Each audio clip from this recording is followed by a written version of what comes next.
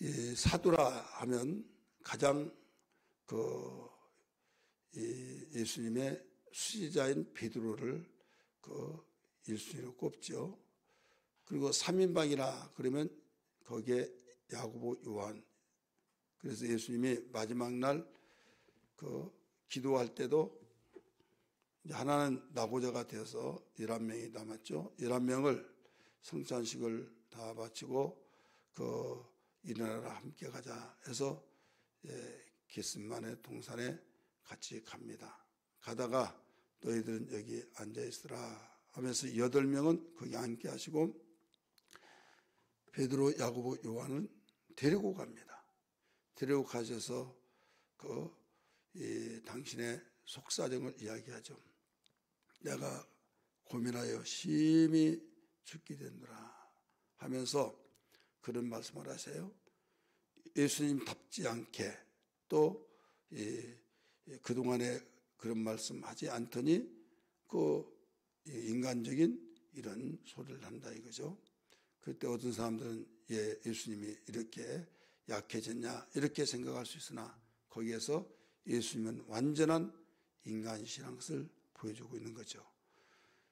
그대로 왜 이제 죽음의 문턱이 한 발자국 한 발자국 걸을 때마다 지금 이제 죽음이 다가오고 있죠. 그렇게 보면 어떻게 보면 아무것도 알지 못한 사람이 죽을 때는 죽을 망정 편할 수 있어요. 그러나 아는 사람은 한 발자국 한 발자국 걸을 때마다 이제 앞으로 펼쳐질 상황을 다 스크린화해서 보면 이제는 횃불을 들고 망치를 가지고 칼을 가지고 이제 이 노끈을 가지고 자기에게 닥쳐오고 있다. 이제 생각을 한번 해보세요. 그들이 군대로 막 몰려오고 있다고 했을 때 아버지의 뜻은 이루어야겠죠. 또 죽고 싶지는 않고 또 고통스러운 걸 생각할 때 그게 마음이 번민이 생길 수도 있지 않겠어요? 그래서 제자들에게 말하고 있는 거죠. 저는 왜 예수님이 이러한 제자 가운데서 8명은 너희는 여기 쉬어 있으라, 머물러 있으라 하고 3명만 데려갔었나? 여러분 10 자녀가 있다고 한다면 부모가 철나지 않는 자식들은 말하지 않습니다. 철난 자식들은 너 엄마 네가 어떤 게 살아오고 있다는 걸 알지 하면서 철난 자식에게 마음을 다 털어놓고 마지막에 눈을 감는 장면이 있죠. 그래서 아무에게 말한 것이 아니라 철난 자식에게 마찬가지로 11명 중에서 베드로, 야고보, 요한은 철이 좀 났다 이거죠. 성숙하다 이거죠. 그 중에서도. 그래서 3인방 할 때 베드로, 야고보, 요한이에요. 그러면서 이렇게 이야기합니다. 지금 내 때가 다가왔다. 시험에 들지 않게 해서 기도하라 하시고 돌 던질 만큼 20-30m 떨어져서 거기서 기도하시는 거예요. 이렇게 보면 예수님이 기도할 때 함께 기도하시기 위해서 데리고 갔는데 이 기도는 또 각자가 제목을 주면서 기도하게 하는 거죠. 이렇게 해서 시험에 들지 않게 기도하라. 그러니까 다른 사람보다 더 인정하고 사랑해주고 모든 제자들 사랑해주지만 더욱 사랑해주고 그래서 우리가 더욱 사랑이란 말이 있잖아요. 이렇게 했던 베드로. 그러나 이 동생과 같고 철부지 없는 제자들이 또 있다 이거죠.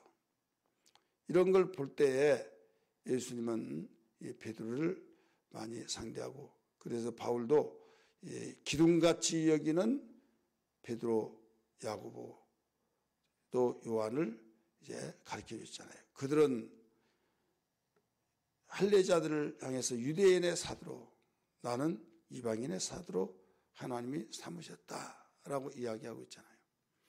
근데 이런 베드로는 어느 날 딱 걸렸다 이거죠. 뭐가 걸렸냐? 먹지 말아야 할 음식 율법에서 규정하고 있잖아요. 그래서 안디옥에 있을 때 그걸 보고 이제 어떤 불의를 보면 참지 못하는 성품이 있는데 그 사람이 바울이에요. 완전히 직설적이고 또 굉장히 화끈합니다. 불의를 보면 참지 못합니다.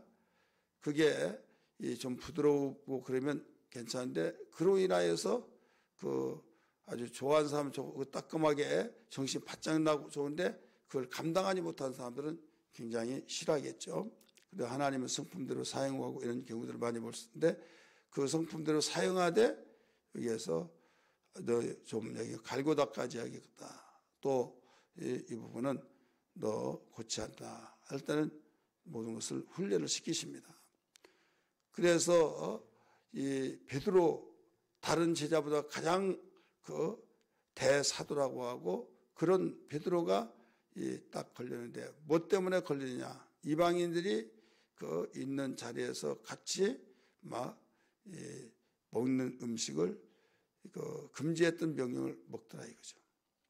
그러니까 이거 먹지 말라고 하는데 그러니까 먹어. 내가 먹잖아 하니까 심지어는 바나바까지도 자기의 복음의 사역자인 바나바까지도 먹더라 이거죠. 유혹이 되어서. 그래서 당신이 유대인으로서 유대인답게 살아야지 왜 유대인인데 유대인답게 살지 못하느냐 하면서 유대인으로서 살아야 해서 살지도 못하면서 이방인들에게 또 다른 사람에게 이렇게 살으라 이렇게 말한다면 누가 그것을 듣고 마음에 나도 그렇게 살아야겠다 하겠느냐 하면서 책망을 했다는 거예요.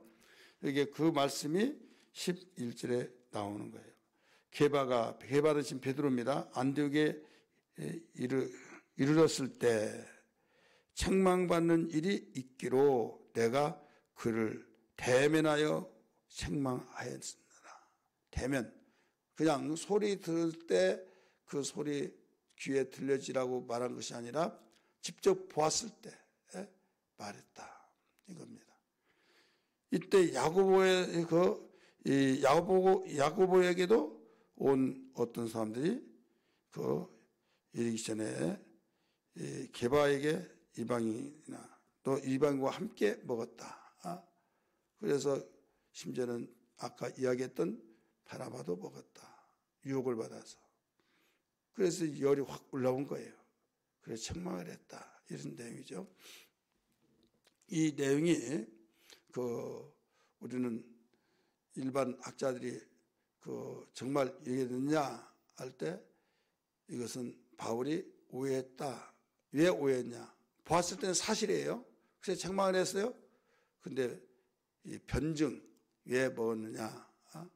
이건 뭐냐면 되새김질 하거나 또 발굽이 갈라진 거 먹되 부정한 거 하나님이 금지한 거 먹지 말라 했거든요. 다니엘이 그렇게 부정한 거 먹지 않고 먹으라고 한 것만 먹고 그러기 위해서 채식만 먹을 수밖에 없는 포로 생활에서 그래 하나님이 그걸 보시고 지혜와 명철 총명을 주시고 학문을 더하는 지식을 주셔서 그 시대에 놀랍게 사용된 거 아닙니까? 이렇게 먹는 거 먹지 말아야 할 거 이런 것이 있다 이거죠. 근데 이건 책망하기는 했지만은 주님이 먹으라고 했다 이거죠. 주님이 먹어라. 왜 먹으라고 그랬습니까? 고넬료 때문에 하나님께서 우리 주님이 환상을 보여준 거예요. 하늘에서 보자기가 내려왔는데 그거 풀어봐라. 풀어봤더니 거기에 개구리도 뱀도 예를 들어서 또 정말 징그럽게 있는 이런 것들이 있는데 나오는데 먹어라. 내가 부정한 걸 어떻게 먹을 수 있습니까? 내가 깨끗하게 했는데 왜 먹지 못하냐? 먹어라. 그래서 그것을 보고 깜짝 놀란 거죠. 깜짝 놀라보는데 꿈 깨지요. 이상하다. 이게 뭔가 한데 계십니까? 하고 또 두려워하지 말고 내가 보냈으니 맞이하라. 그래서 맞이했어요. 그래서 고넬료가 보낸 2명의 사신을 통해서 우리 백부장님이 오라고 해서 모시러 왔습니다. 가라. 염려하지 말고 가라. 그래서 결국은 고넬료 집에 간 거예요. 갔을 때 거기에서 진수성찬 차려놓은 것을 이제 먹지 않을 수 없잖아요. 그래서 그게 딱딱 생각날 거 아닙니까? 생각나니까 여기서 가서 먹은 거예요. 근데 거기에서 다른 사람들을 같이 먹으니까 베드로도 같이 간 사람이 있는데 이때 유혹을 받고 먹은 걸로 보였지만은 먹으라고 해서 먹었다. 이렇게 여기서 퍼즐을 마칩니다. 오늘 어쨌든 이 소식이 일파만파로 퍼져가서 야 베드로가 이방인과 함께 먹었대, 부정한 음식을 먹었대. 그러니 얼마나 말하기 좋은 사람 좋아하겠습니까? 근데 바울은 내가 직접 봤다 이렇게 말하고 있어서 어떤 학자들은 다음에 다른 데서 그 국가는 별개다 이렇게 말을 하고 있어요. 그래서 아직도 고넬료의 사건 때문에 말한 것이다, 먹었다. 아니면 바울이 그 자리에 없지 않느냐, 그런데 바울이 직접 봤다고 했지 않느냐, 그래서 그것과 별개다 이런 말을 했어요. 여기서 가장 중요한 것은 별개라고 하는 사람들의 학설로서 뭐라고 변정을 한 거 하면 그것은 고넬료의 사건으로 인하여서 부정한 것, 거룩한 것 따질 것 없고 하나님이 주신 것이기 때문에 그때부터 먹었다 이렇게 말한 거예요. 근데 그때 얘 움츠라면서 깜짝 놀라서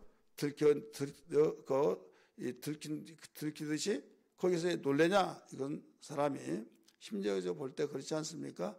아무리 괜찮다 하더라도 그동안에 먹지 않은 건데 유대인들은 다 알지 못하고 그렇기 때문에 이 모든 것이 들켜서 놀랄 수밖에 없다. 이제 이런 이야기를 해요. 어쨌든 가장 시초에 부정한 걸 먹게 된 것은 고넬료의 사건으로 인하여서 그렇다.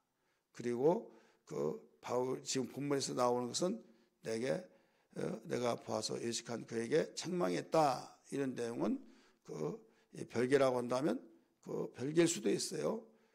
그러나 개인적인 면에서는 떳떳하지만은 왜 이방인에게 속되거나 이런 이야기를 했잖아요. 부정하거나 그렇게 판단하지 마라. 먹는 것에 내가 거룩해졌다, 거룩하게 놨다. 그때부터 복음으로 이제 구약에서 금지했던 음식을 먹게 된 겁니다. 그래서 오늘날 돼지고기 구약시대는 먹지 않습니다. 말고기 먹지 않습니다. 말고기는 발이 굽이 갈라지잖아요. 되새김질 하는데 돼지고기 굽이 갈라지는데 되새김질을 하지 않습니다. 소나 양이나 염소 이런 고기를 먹는 이유는 유대인의 사고력 속에서 율법에서 허용하는 음식이기 때문에 동물이기 때문입니다. 그러나 복음 속에서 모든 걸 하나님이 주셨다. 이 정신으로 그리고 하나님이 예물을 보지 않고 중심 속에서 음식에서 먹는 것이 해방되었다 이거예요. 자, 오늘 여기서 담대함이라는 제목에서 뭐냐면 왜 담대하지 못하냐? 마음에 구린데가 있을 때 담대하지 못한다. 담대함은 어떻게 해서 이루어지냐? 우리 시간마다 들려줬던 그 말씀처럼 정직하고 꺼리낌이 없을 때 부끄러움이 없다고 내 양심이 증거가 되어지고 하나님이 보고 계시는 가운데 이런 마음이 있을 때는 누가 뭐라고 하더라도 속은 상하지만 하나님은 아신다 하고 그 속에서 위로가 되어지고 담대하다. 그러나 아무리 띄워주고 대단하다 존경하다 한다 할지라도 이 마음속에 이 진실성이 없는 것을 누가 제일 잘 아냐? 하나님과 자신이 제일 잘 알아요. 그렇기 때문에 오히려 더 괴로울 수 있죠.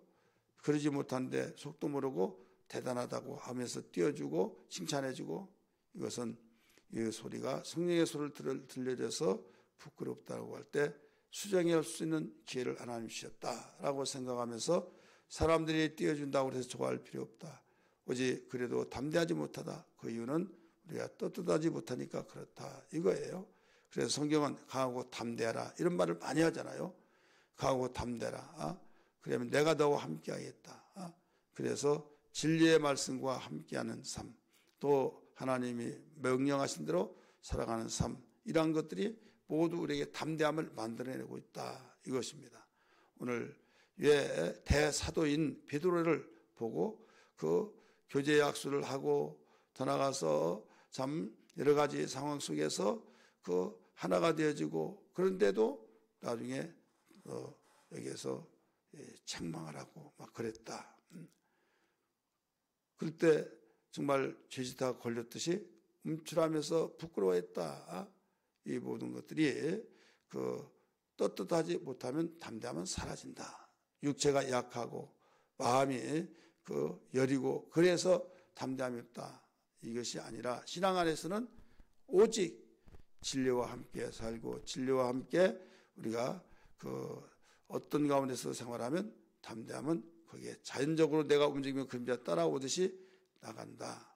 그래서 오늘 우리는 여러 가지 말씀들이 있지만은 오늘 제목과 같이 담대한 삶이 하나님이 일하신다는 걸 기억하셔서 담대함의 삶이 되어지게 하여 주옵소서. 오히려 바울은 연약하고 정말 그 여러 가지 상황 속에 약해지고 약해질 대로 약해졌지만은 담대하게 오히려 책망까지 해가면서 그 나가고 있는 것 볼 때에 이것은 우리의 생명과 같이 힘이다. 여호와를 앙망한 자 하늘로 올라가는 힘, 독수리 같은 힘이 있다고 했듯이 주님 이것으로 세상을 이겨내고 모든 환경을 이겨낼 수 있는 능력 되게 하시고 이때 하나님이 약속한 대로 돌파하며 뚫어가고 풀어가고 이어갈 수 있는 능력 되게 하여 주옵소서. 이런 기도가 되기를 주의 이름으로 축원합니다. 할렐루야.